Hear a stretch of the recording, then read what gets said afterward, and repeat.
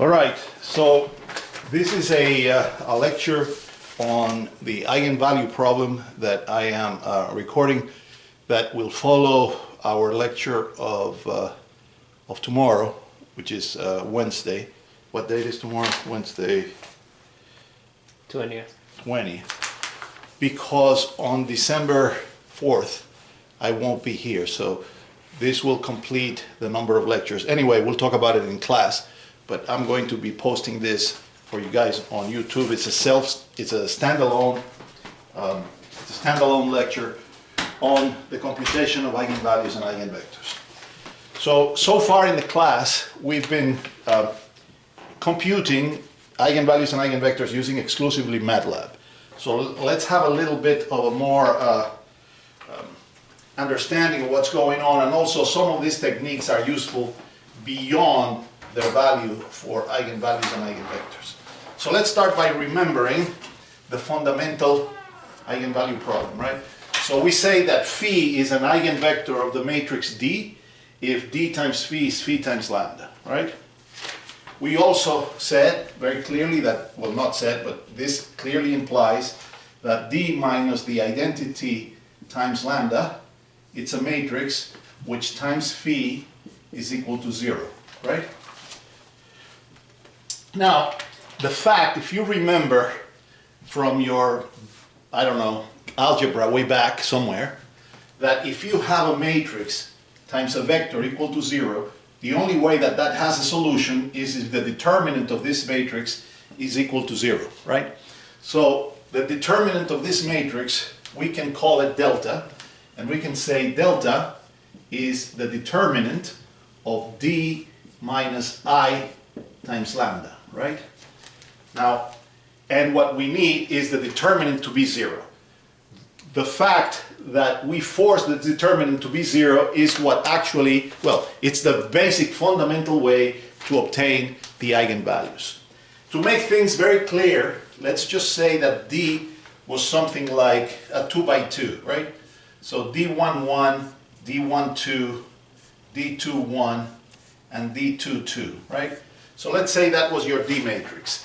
Then what would be D minus I lambda would simply be D minus I lambda would be the matrix D11 minus lambda, D12, D21, and D22 minus lambda, right? That would be the matrix D minus I lambda. And what would be what we call the characteristic polynomial? The characteristic polynomial is simply the polynomial whose eigenvalues, is the polynomial whose roots are the eigenvalues, but it's the polynomial that you calculate to compute the determinant. So if we look at the determinant of this matrix, it's obvious that the determinant is D11 minus lambda multiplied times D22 minus lambda, right? The determinant of a 2 by 2 is this times this minus this times this, right? And if you don't remember how to calculate determinants for more than 2 by 2, it's a good time to review it now. So minus D21 times D12, right? So if we now expand that polynomial, we would find that that polynomial, again, which is called the characteristic polynomial, wait a second, I need something to erase here. Where did it go? Oh, here. So if we expand that, we would find that this gives us lambda squared minus D11 times D22. No, that's not correct. It's lambda squared D11 plus D22 times lambda plus D11 D22 minus D12 D21, and that equal to 0. I know I went over my limit on the right side of the board, so I'm doing it again because I had a limit over here. So I'm writing this again just in case I missed it. So this is lambda squared minus d11 plus d22 times lambda plus parentheses d11 times d22 minus d12 times d21 equal 0, right? Let me check if this is fitting well. And I guess it is, right at the edge. So this polynomial obviously is a quadratic, right? It has two roots, and those roots would be the eigenvalues, lambda 1 and lambda 2. We could even write a formula for it, right? Because we know the formula for solving a quadratic. Now, this then is the solution, so that would give us, I don't know, lambda 1 and lambda 2, right? Equal to some numbers. So we have the eigenvalues. Therefore, I repeat, the basic fundamental idea of the eigenvalues of a matrix are simply that they are the roots of the characteristic polynomial. So you take the matrix minus I lambda, write the polynomial that gives the determinant, equate it equal to 0, and that's it, right? You have the characteristic polynomial.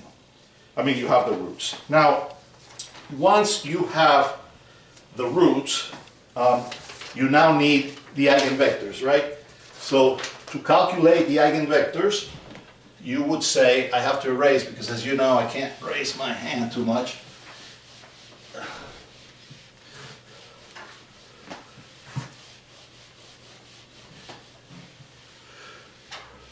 So now you would say for the eigenvectors, right? You have that the matrix was d11 minus lambda, d12, d21, d22 minus lambda, right? That's the matrix d minus I lambda, right? And we know that d minus I lambda times phi should be 0. Therefore, we have d minus I lambda times phi should be 0. In this case, over 2 by 2. If it was 3 by 3, it would be 3, 4, 5, whatever, right? Now, what goes here is the mode shape. Now, we also know that the mode shape, or the solution of a system of equations that has a 0 on the right-hand side, can only be computed to within a scalar multiplication in the simplest case. So we have to assign some value to the mode shape, and we can say, okay, so that's a 1, and that is the rest of the mode shape, right? Now, if you say that's a 1 and that's the rest of the mode shape, then you can see that this equations read d11 minus lambda multiplied times 1, right? Plus d12 multiplied times the rest of the mode shape, in this case, equal to 0. From where, for lambda equals lambda 1, this is a number, right?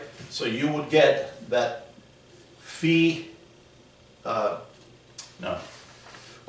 you get that d12 times phi, the rest, it should be equal to minus d11 minus lambda 1, let's say, right? But that's not a system of equations that you can solve, because d1, well, in this case you can, because d12 is a number. But in general, d12 is just 1 by the number of entries in the phi bar. So what you use is the second set. From the second set, you have that d21 times 1 plus d22 minus lambda times phi, the rest, is equal to 0.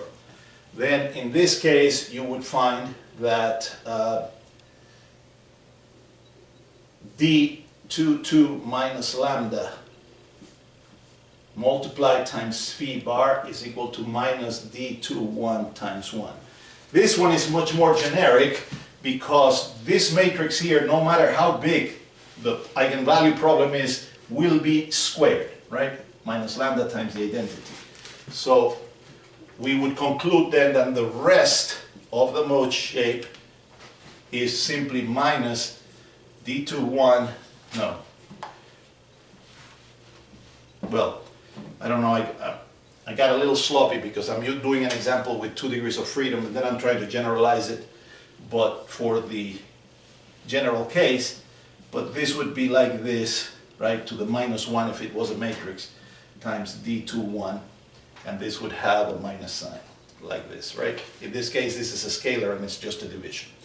So this is the rest of the mode shape. Now, since I made a bit of a mess on that one, let me just do it one more time without referring to the fact that the system is 2 degrees of freedom. Let's just say that it's n, right?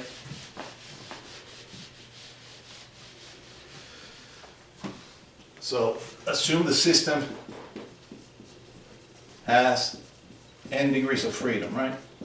And you've calculated lambda equals lambda 1, lambda 2, etc. And you want to get the mode shape for lambda 1. So now we come to the matrix D minus I lambda, and we put lambda equals lambda 1, let's say. So then this matrix will look like this, right?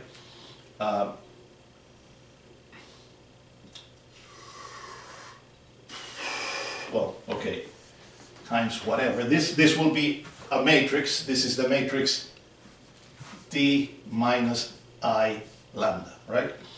And this is now the first value, and this is the rest of the mode shape. Now this matrix we can then partition like this. We can call this E1, 1. This is E1, 2. This is E2, 1, and this is E2, 2. This, from here to here, is the number of degrees of freedom, or the size of the matrix, I should say, not the number of degrees of freedom. But if this matrix is n by n, then this is n minus 1 by n minus 1, right? This is a 1 by 1, this is a 1 by n minus 1, and this one is an n minus 1 by 1. And from that matrix, you see that you have E2, 1 times 1 plus E2, 2 times the rest of the mode shape is equal, of course I forgot the zeros here, is equal to 0. Therefore, it follows that the rest of the mode shape is equal to E2, 2 minus 1 minus times E2, 1. Okay? So this becomes the patch that you need on the mode shape. And that's it, right? Now, this procedure that I just described is worth knowing, but it is certainly impractical unless you're doing something with 2 degrees of freedom. If you push it, maybe 3. But beyond n being 3, it's no longer practical. First, because you'd have to invert this matrix, and also because you have to write the characteristic polynomial. For 2 degrees, for n equal to 2, the characteristic polynomial is quadratic, and you know the solution. But if the system has 3, now the characteristic polynomial is cubic. And to find the roots of a cubic, even though there are closed form solutions, it's kind of tedious, at least analytically, right? You could do it by graphing.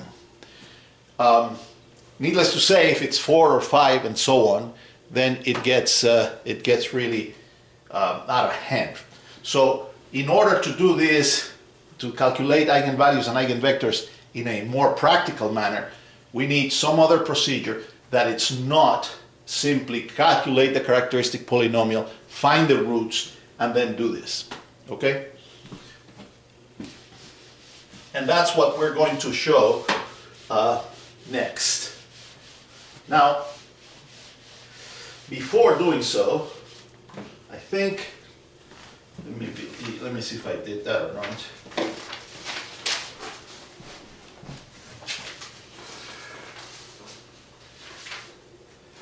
Yeah, I think before showing the power method, let me do an example with numbers that it's trivial, so that it's in case there was any doubt, it could be removed. let's say that we have this D matrix. Okay? Let's say that the D matrix is that. We want the eigenvalues and the eigenvectors. All right? So first we say, what is D minus I lambda? And so we find that that matrix D minus I lambda is 3 minus lambda, 1, 0, and 4 minus lambda, right? That's D minus I lambda. Now what is the characteristic polynomial of that matrix? It's delta, which is 3 minus lambda times 4 minus lambda, and then that's 0, right? So that's the characteristic polynomial. So if we equate the characteristic polynomial, which is 3 minus lambda times 4 minus lambda to 0, the solution are the eigenvalues. Now this is one case where we don't even have to solve anything, because the way that I put the matrix, it's obvious by just looking, right? This is equal to 0 if lambda is equal to 3, and it's equal to 0 if lambda is equal to 4. So we immediately find that lambda 1 is 3 and lambda 2 is 4. And that's of course a generic statement which says all matrices which are upper or lower triangular, that is, if above or below the main diagonal everything is 0, then the eigenvalues are simply the diagonal. Okay? So those would be our eigenvalues. Now that we know that the eigenvalues are 3 and 4, we need the mode shapes. So we take, let's say, first mode shape. So lambda is equal to 3. So we go here and we evaluate it with lambda equal to 3, and we have, when lambda is equal to 3, this is 0, this is 1, this is 0, and this is 1, right? Now, we can say, all right, we'll take the first value as 1, and this one as the rest of the mode shape, and that should be 0. So in this case, we get 0 times 1 plus 1 times phi. The rest is equal to 0, and so we find that the rest of the mode shape is 0. Right? So we find that our first lambda is 3, and that our first mode shape is 1 and 0. Now we want to do our second mode shape. So I'm going to erase here. We now take our matrix, evaluate it at lambda being our second lambda, which is 4, and our matrix becomes 3 minus 4 is minus 1. We have a 1 here, we have a 0 here, and 4 minus 4 is 0. We have, let's say, a 1 on the first value and the rest of the mode shape. And that should be 0, right? So whoa, was that right? Yes. So what am I getting here? Something funny. So 0, 4 minus lambda. So 0 times 1 plus 0 times phi is 0. That is satisfied for anything, right? But that should not be the case. Let's see what I did wrong here. Okay, so what happens if we look at the first equation, we have minus 1 times 1, which is minus 1, plus 1 times phi bar is equal to 0, right? So we have that phi bar, the rest of the mode, is simply equal to 1. Of course, the second equation is useless in this case. So we found that our second mode is lambda 2 is equal to 4, and our second mode shape is 1 and 1. Okay? And so we finish.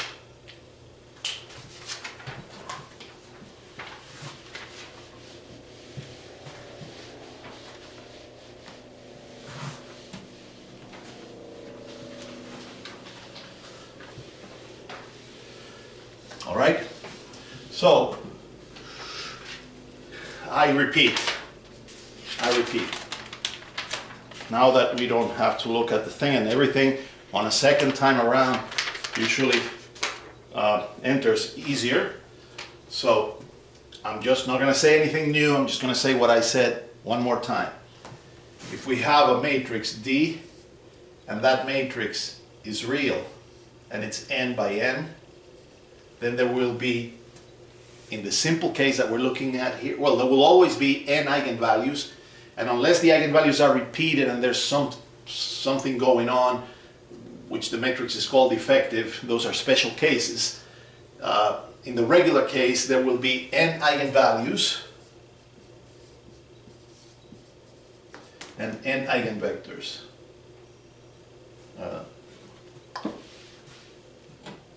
Eigenvalues would be lambda 1, lambda 2 to lambda n, and the eigenvectors would be phi 1, phi 2 to phi n. Okay? The way that the eigenvalues are computed first by solving d minus I lambda polynomial, characteristic polynomial equal to 0. That always leads to a polynomial of the form lambda to the n plus alpha 1 lambda to the n minus 1 plus alpha 2 lambda to the n minus 2, etc. until you get to alpha n, and you can make that polynomial equal to 0, and then you get lambda 1, lambda 2, etc., which are the roots, right? So if you find the roots of that polynomial, then you found the eigenvalues. Once you have the eigenvalues, you put them back into the matrix. Notice that this line means determinant. So we don't put them in the determinant, we put them in the matrix. So we evaluate the matrix D minus I lambda at the lambda that we want, and we get a matrix. That matrix can be partitioned into something like this, right? And therefore, one can take the first value to be 1. Only exception is if the first value happens to be exactly 0, which then there is an issue, you have to choose another value. But let's not worry about that right now. So we have E1, 1, and then this is the rest of the mode shape. And from here, we see that the equation we have is E2, 1 multiplied times 1 plus E2, 2 multiplied times the rest of the mode shape is equal to 0. I always forget these zeros here.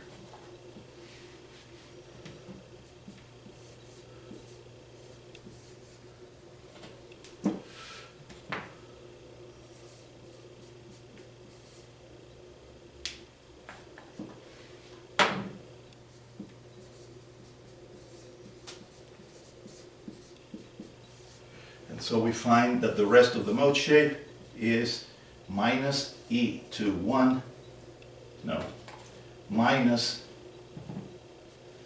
the inverse of E2, 2 times E2, 1. Okay, that's it.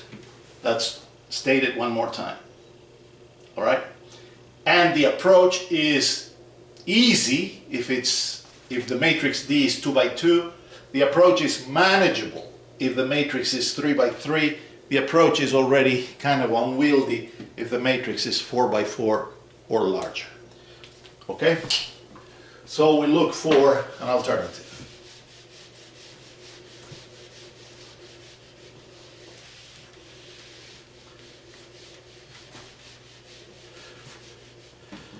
The alternative that we are going to develop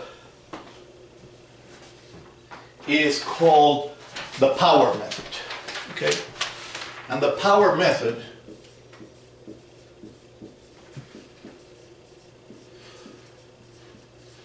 has its name because basically it's based on the fact that a certain matrix gets raised to a power that gets larger and larger.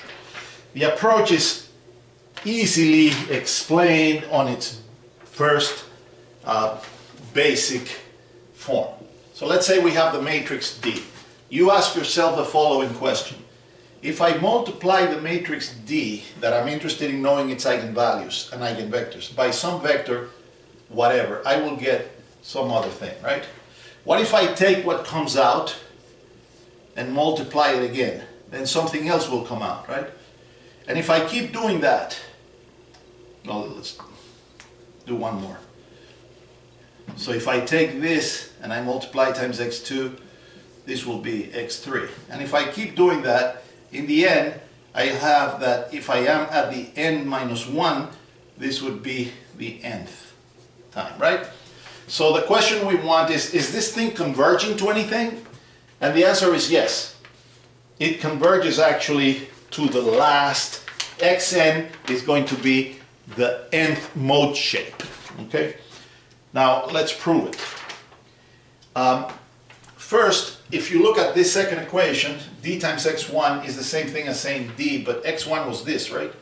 So that's the same as d times x0 is equal to x2, right? So that means that this is d squared times x0 is x2. Now if we look at this one here, that's d times x2, but what is x2? d squared times x0, right? And that's x3. Therefore that means that d cubed times x0 is x3, correct? And therefore we can readily note that we will have that d to the nth power multiplied times x0 is the nth iteration, right? That's very easy to show, right? What requires just a little bit of a little bit of illustration is proving that this vector xn will actually be exactly, well, you know, once the power is large enough, is going to be equal to the last mode shape. To prove that, I'm going to do it in a way that is, how would I say, algebraically, notation-wise, not the most elegant way, but probably the clearest. So what we have is this, d to the nth times x0 is something, right? We want to know what this thing is. So we begin like this. If d, we write it in spectral form, right? We know that d in spectral form is d times phi times lambda. Gotta do it in order to be clear. So we know that d times all the shapes are equal to all the shapes times all the eigenvalues. Therefore we know that d can be written as phi times lambda times phi to the minus 1. And this, when I put them like this, I mean all the modes, right? We also know that, and I'm not going to repeat myself, we did this in class now a couple of times, if we raise a matrix to a power, one can just easily show that that works out to be the same as raising the eigenvalues to the power. So what we have then is this, right? With this equality, we can then come to our equation here and see what we got.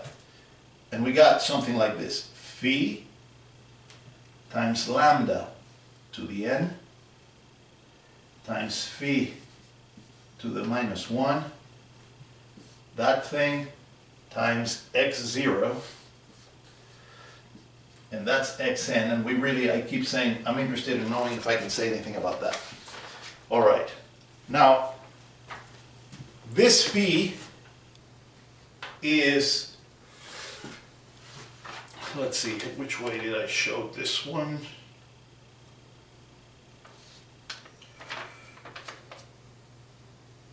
Right. So let's write it like this. First, let's consider this matrix. This matrix is, let's say, the first mode, and then the second, and like that, right? Until we get to the nth mode. This matrix is something like this. Lambda 1 to the n, lambda 2 to the n, blah, blah, blah, lambda n. I shouldn't say lambda n. I'm mixing up things here in notation, so excuse me.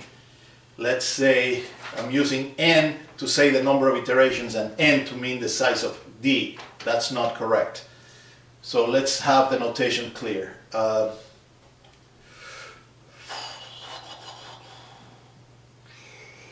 Which one should I use for? Okay, let's just say that we did k iterations. No, not even k, that looks like a stiffness. let's say we did L iterations, and then this is XL, right? This would be lambda to the L. So this is N to the L. And this is X, the Lth iteration, right? And N then is the number of degrees of freedom. N, or the size, or let's say more clearly, D is real and it's N by N, right? So we're talking about a matrix that is N by N, so N could be 4 or 5, but N could be 4 or 5, but we have done L iterations, and so this is lambda 1 to the L, lambda 2 to the L, lambda N to the L. Okay, now I'm right. Okay, I messed up the first time around, but now I'm okay. So D to the L, X0, XL. L is how many iterations? I did this multiplications 100 times. So L is 100, even though the matrix D might be 4 by 4. So we have this, so we have D to the L is phi lambda to the L to the minus 1, and therefore we have this times X0 is XL, and now this phi is this lambda to the L is this, right? And we have phi to the minus 1 here, which at this point, let me leave it like this, and then we have multiplication times X0, and then we have what? We want to know what's going on, right? All right. So I'm going to need a little bit of space. So I guess I can take the first one here out. And maybe even this one too. All right. Now let's see. First, let's look at what the product of these two matrices are. So, multiplying a matrix times a diagonal, it's like multiplying each column times this thing, right? So this means the first column is phi 1 times lambda 1 to the L. The second column is phi 2 times lambda 2 to the L. And there it goes until the last column is phi n times lambda n to the L, right? So that's this product. Now, phi to the minus 1 times x0 is just something, right? Because x0 is whatever I started with. I don't know what I started with, right? And since I can start with whatever I want, then phi to the minus 1 is whatever. Except it's a vector, so let's call that vector of whatever b, and so that would be how many b's? b1, b2, blah blah blah, bn, right? And that's what we're trying to know what it is. That's our XL that we're questioning. What does it look like? Now, we look at this thing and we say, okay, so this is equal, by just looking, right? Is equal to what? It's equal to phi 1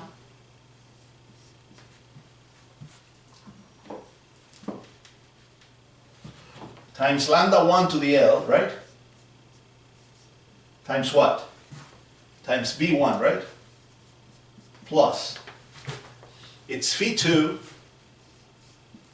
times lambda 2 to the L times b2, right? Plus, and there we go, until the last one is phi n times lambda n to the L times bn, right? So that's what XL is. Now remember, L is as big as I want, right? So L can be 1,000,000, 2,000,000. I don't mean it's going to have to be 1,000,000 or 2,000,000, but remember, L is whatever I want. So we have that lambda 1 is less than lambda 2, which is less than lambda 3, and there it goes, and it's less than lambda n. So the largest eigenvalue here is lambda n, right? So if we look at this, I can do more math if you want, but you should be able to tell at this point that if lambda n is the largest value of all the lambdas, and I raise this thing to a power, this last term is going to overwhelm everybody else. And this XL is going to be approximately just this. Okay?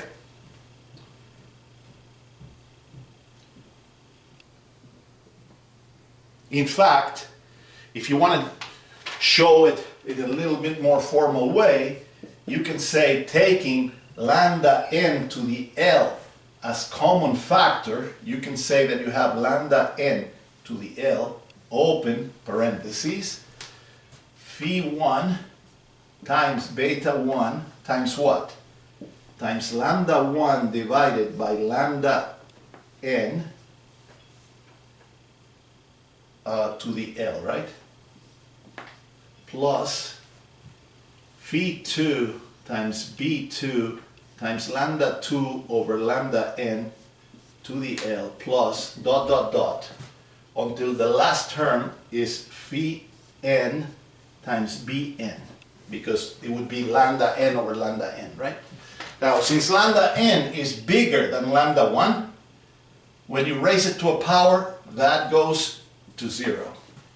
And since lambda 2 is less than lambda n, that was not square, that's to the L. When you make L large enough, that's almost 0. And the only guy that survives is this guy. Therefore, we conclude that the iterations are going to have a shape that looks just like the last mode, because Bn is just a number, right? Some number, which we don't care what it is. And therefore, this proves that iterations will converge to the last mode. All right. Once we know the shape, we can get the eigenvalue very easily.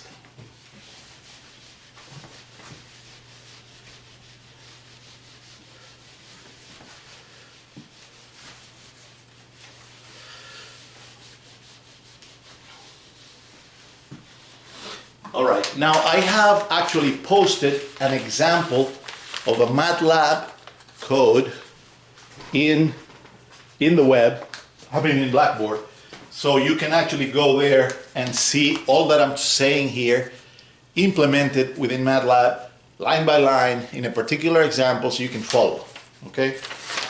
Now, coming back to this specific example, this specific simple case, we said that if we start with d and we multiply times x0, we get x1, right?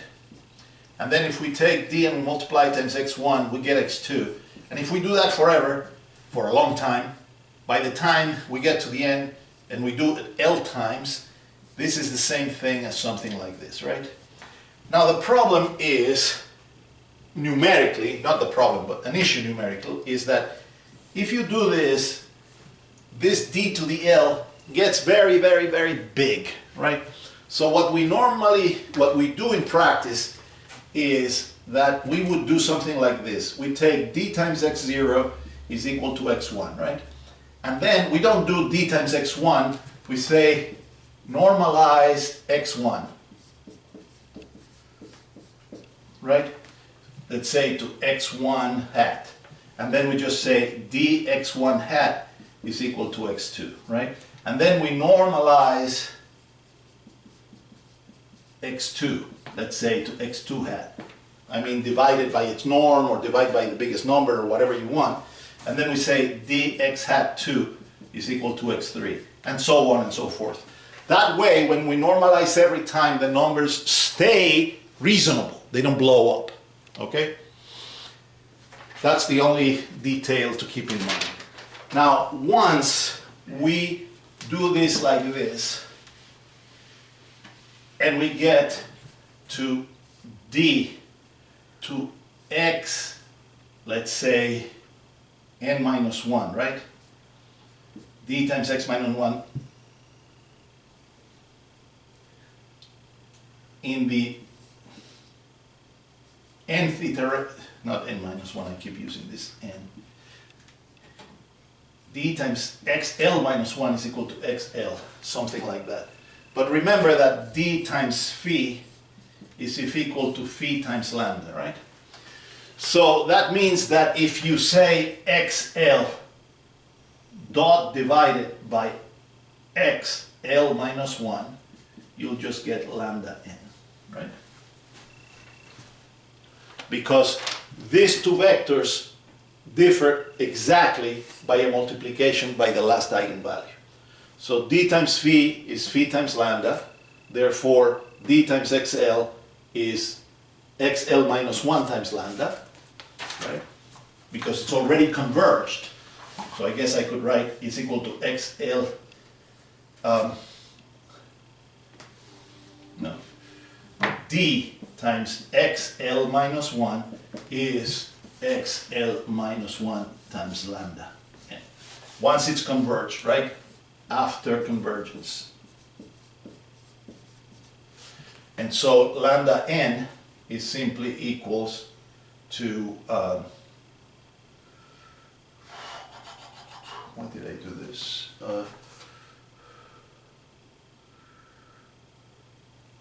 Wait a second. d phi is equal to phi lambda.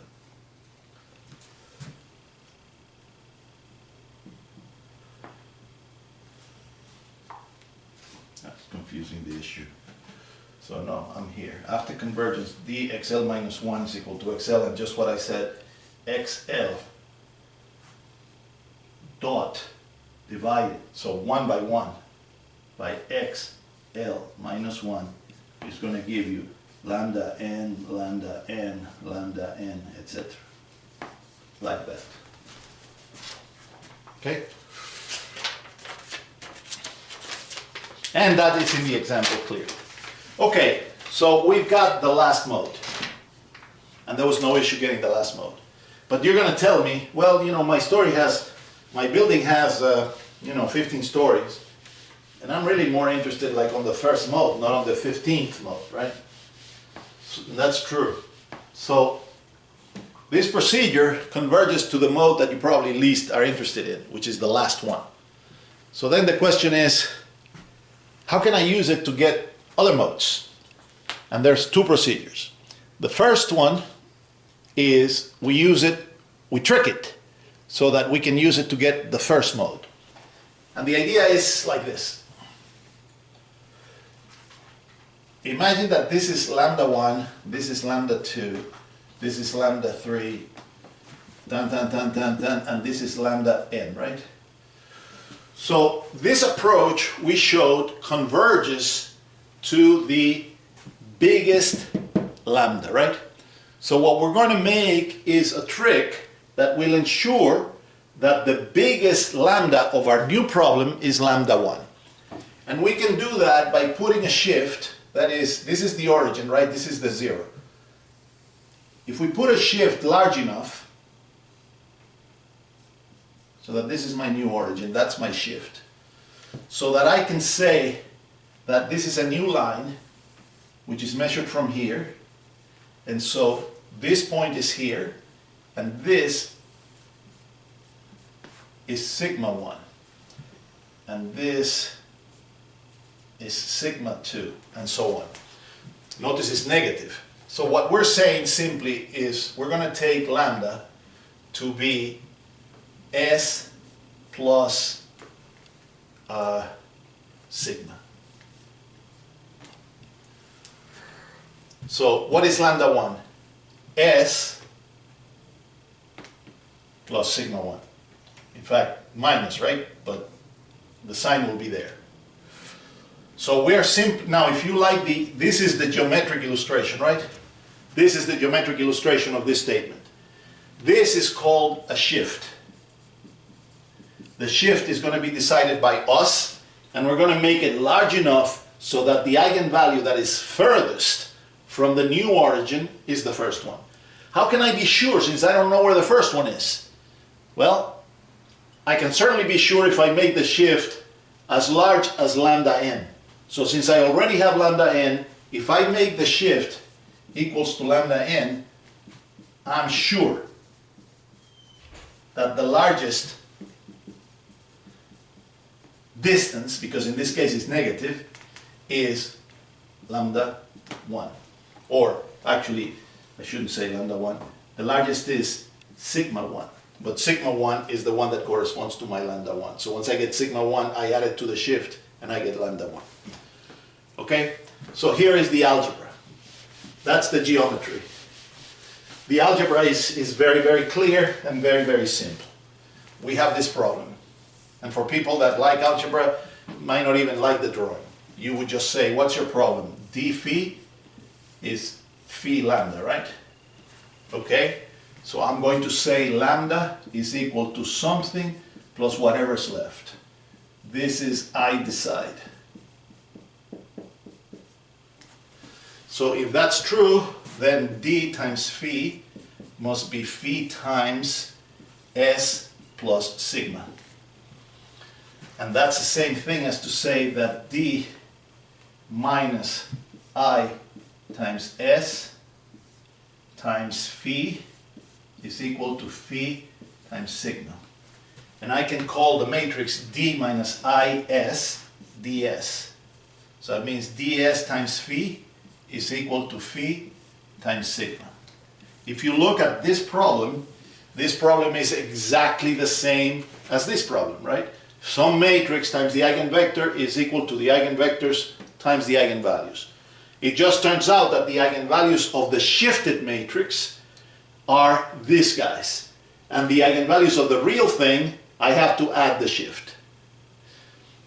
Nothing else. So once I put the shift and I calculate the matrix ds, I don't need to do anything different. Whatever program I wrote to calculate the last mode works just as well to calculate the first mode if I change the matrix D to the matrix D minus I times S. How big is S? Again, this is lambda n, which you already know. Lambda 1 is over here. We don't know where it is. The shift has to be big enough so that the distance from this new origin, the largest, is to this point in absolute value. It has to be, if this shift was here,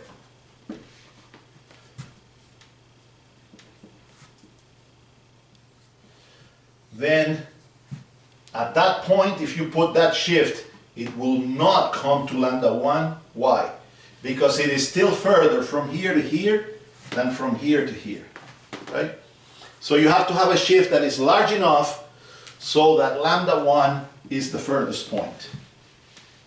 Now, we can always be sure that if we put the shift equals to lambda n, then lambda 1 is for sure the furthest, right? We could discuss that the procedure actually depends, not the solution, but the number of iterations that you need for convergence depends on the S, and the S equal all the way to here is not the most efficient. A smaller shift actually is somewhat more efficient, but it's really not worth talking about it much. You can play with it if you'd like in the computer code that I provided, because you can change the shift at will, right? So I don't think there's any need to actually derive anything, because as I say, when you impose the shift, that's all.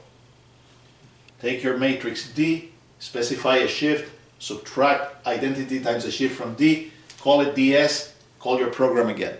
Now, what are you going to get for sigma? You're going to get a negative value, right? Because it's this way. But when you add the shift to that, you'll have lambda 1. All right.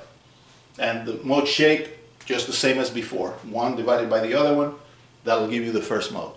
So we have a technique now that will get us the first, and will get us, that first gives us the last eigenvalue and eigenvector, and that after we put a shift gives us the first eigenvalue and eigenvector. Okay, now to conclude, let me just check the battery on this thing. We have a little bit of battery. Let me stop it for a minute.